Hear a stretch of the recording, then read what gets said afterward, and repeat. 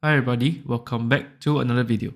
In this video, we'll go through Ascendas Reit and Fraser Logistic and Commercial Trust results. Ascendas Reit is Singapore's biggest hybrid class REIT, while Fraser Logistic and Commercial Trust consists of properties from logistic and commercial properties. So we will go through their recent results to determine whether they are doing well or not. Now let's go on to the first REIT, and that is Ascendas Reit. Ascendas Reit is the largest REIT in Singapore with a variety of properties similar to Mapletree Industrial Trust. However, unlike Mapletree Industrial Trust, they have a smaller amount of properties proportion in data centers, which might make it less attractive to some investors. If you have followed the REIT markets very closely, in recent times, data centers are in hot demand. Therefore, with huge positive rental reversion from those properties, it can allow the REITs to have a higher income and therefore declare higher dividends. Hopefully in the near future, we can see Ascendas Reit expand into more data center properties. One good thing about Ascendas Reit is that they have a lot of properties in Singapore, and that is always good because in the current environment, Singapore properties seems to be doing better as compared to overseas properties. Looking at their results, revenue and net property income is up slightly at 1.1% and 2.7% respectively. If we look at the critical reason, contribution from new properties and lowering expenses. Another expense that affects most of the REIT that leads to lower dividend is the interest expenses. If we look at their financial statement, the finance cost only increased by 0.9%. And that is very good because this meant that their cost of debt is actually stabilizing. So with these three factors, property operating expenses dropping 2.3%, finance costs only increasing by 0.9%, while revenue increased by 1.1%, this led to Ascendas Reit able to declare a positive growth in their distributable income. Currently, we are seeing a lot of REITs slowly having their dividends increase back due to either new assets or positive rental reversions. This is very good and very bullish for REITs in my opinion. However, do take note that this does not mean all REITs are actually experiencing an increase in their dividends. Some REITs are still experiencing drops in dividend declared.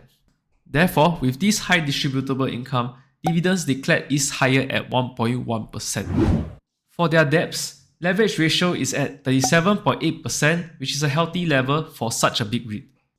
Adjusted interest coverage ratio includes the expenses for loans and perpetual securities issued by REITs. So for their adjusted ICR is at 3.5 times, which is decent, while average cost of debt is at 3.7%. They also have a Moody's rating of A3, which is important as the higher the investment rating, it equates to lenders more willing to loan them debts at a decent interest rate. So if you see some REITs with lower investment grade rating, their cost of debt tends to be higher. Next, if we see their debt maturity profile, green financing plays a very important role for REITs nowadays. Green debts tend to be borrowed at a cheaper rate as lenders are more willing to lend them due to environmentally friendly initiatives. But in order to take these loans, the properties that the REITs own must be able to meet the green certified standard. Therefore, you'll notice that some of the REITs are actually initiating to get more green standard certified buildings. This is good because this will help to bring down the cost of debt in the long term.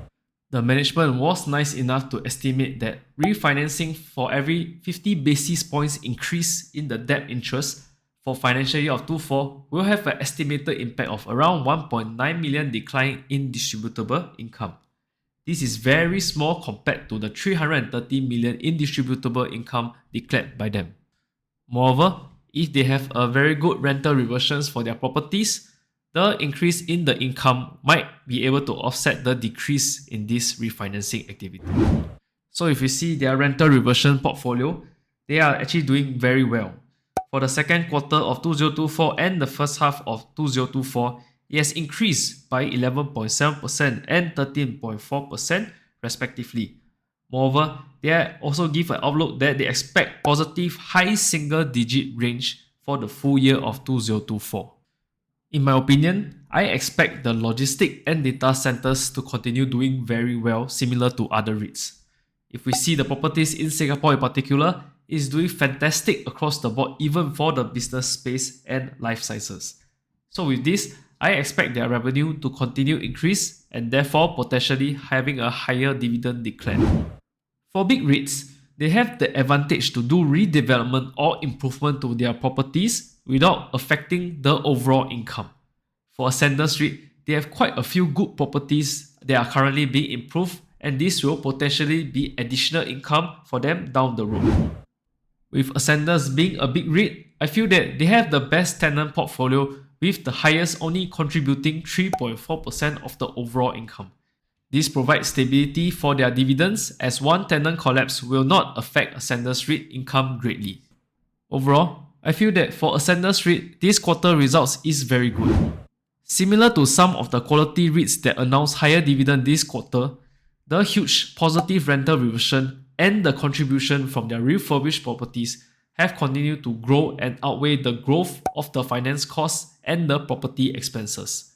Therefore, this allows Ascendas Reit to have a higher distributable income and therefore able to declare a higher dividend.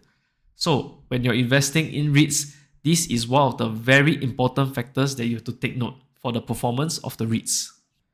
At the current share price, the dividend yield is about 5.5%. Overall, I feel that Ascendas Reit is always a very safe and solid REIT. Therefore, it's priced at a more expensive rate. BUOU has reached out to me with an attractive offer for viewers. They are a user-friendly platform which I have been using, and now there's a good promotion. By using my link below for the sign up, there's an attractive starter kit for you guys. By depositing $100 and making just one buy trade, you guys will get $20 of cash coupon. If you deposit $3,000 and make 3 buy trades, you'll get stock bundle worth $70 with fractional shares from Apple, Nvidia, Tesla, AMD or Microsoft. Making $10,000 deposit and 8 trades will get you $210, so on and so forth. They also have money market fund called the BUOU Cash Plus, which you can park flexible cash to earn 6.8% for the first 30 days. Not bad for a month of return for your flexible cash. So you can support the channel by signing up with the link below. Thank you, and let's continue with the video. Next, let us go on to next REIT, which is Fraser Logistics and Commercial Trust. They provide a business update for their Q3 result, and we will try to see what can we get out of it. For Fraser Logistics and Commercial Trust, they are a REIT which has very good properties because of logistics and the industrial sector. The management has been actively trying to expand into properties of logistics and industrial, as the performance are much better than their commercial side. The concern with Fraser Logistics and Commercial Trust for me is that 91% of their properties is overseas, with 49.1% in Australia. Therefore, with SGD currency strengthening, it is never good because as the income is converted from overseas currency back to Singapore dollars to give shareholders, it will be lesser amount. Another main problem that they have is that they have a lot of debts that needs to be refinanced in the next few years. Based on the first half of 2024 results, their financial year of 2024 debts had dropped from 518 million to 400 million. This has caused their cost of borrowings to go up from 2.6% to 2.8%, while the interest coverage ratio dropped to 5.7 times. Commonly for all REITs, if the cost of borrowings go up, interest coverage ratio will come down. Because of the previous low debts, I expect this refinancing to continue to cause their cost of borrowings to increase and naturally for their interest coverage ratio to drop. As an investor, it's very important that you do not just look at the current results and assume that they are good. The numbers look good now, but it will slowly turn bad with those cheap debts that needs to be refinanced. The good thing is that their rental reversion leases for L&I is coming in strong at 27.2%, but commercial rentals are renewed lower at negative 7.1%. This shows the difference in the performance and might be a warning to other commercial REITs as well. Therefore, if we look at the lease expiries, for Fraser L&C, you will want more of the L&I leases to be expiring as the rental renewals would come in very positive due to high demand. However, they have a 12.2% of commercial actually expiring, so we have to observe on this rental renewal because since this quarter came in negative, it's potentially going to come in negative as well once all these leases have to be renewed. Overall, I feel that Fraser L&C is a good example where they have good properties and currently having good values in their debt portfolio. But if we look forward to the refinancing of the debts and the continued weakening of the Australian dollar, this might be a negative pull that will cause Fraser L&C dividend to come in lower. So therefore, foreign currency actually plays a very big part when it comes to investing in overseas REITs. However, if the Singapore currency actually weakens against the foreign currencies, Fraser L&C will definitely benefit from it. At the current share price, it's priced at about 7% dividend yield. This makes sense because the dividends might potentially come in lower due to the risk factor that I have stated. I hope this video gives a very good overview on the differences in the performance for Ascendas Reit and Fraser Logistics and Commercial Trust. Thank you so much for watching. You can watch my other video analysis on banks or other REITs. Please support the channel by hitting the like, subscribe, and comment on what you feel about Fraser L&C's or Ascendas Reit's results. Thank you, and I'll see you in the next video.